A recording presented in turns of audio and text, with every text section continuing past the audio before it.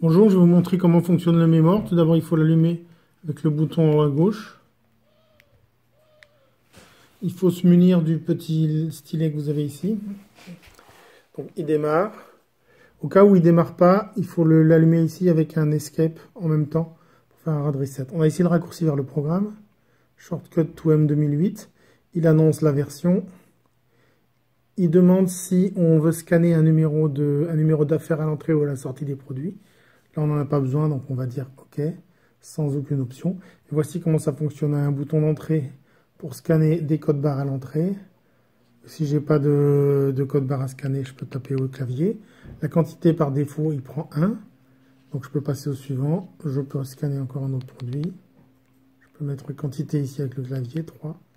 On marque un compteur ici, en bas à gauche, un compteur de produits. Quand j'ai fini ma saisie, donc ça c'était les entrées, je peux faire des sorties de la même manière. OK. Et quand j'ai terminé tout ça, je vais décharger. Pour décharger, il faut préalablement que l'appareil a été connecté à un réseau. Donc ici, on voit qu'il a été connecté au dossier HPPC, un disque partagé. OK. Donc je peux refermer ça.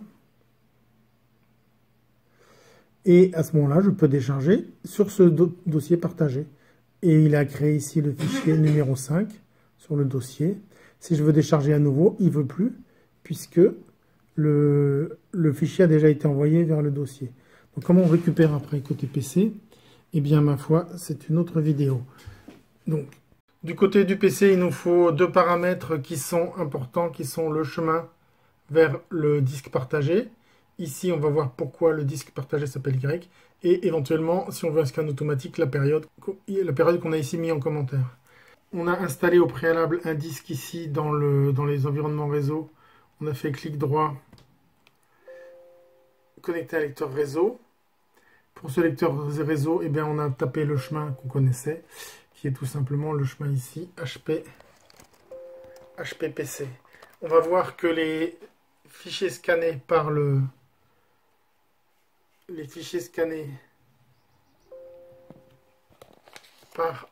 lecteur code barre arrive ici. Vous voyez que le dernier que j'ai fait, c'est H05 et qui contient les valeurs que j'ai saisies, c'est-à-dire 222, 55, 600.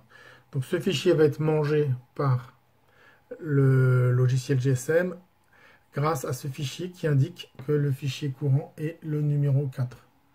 Donc le prochain que GSM va aller chercher, c'est le fichier 4. Je vais voir ça.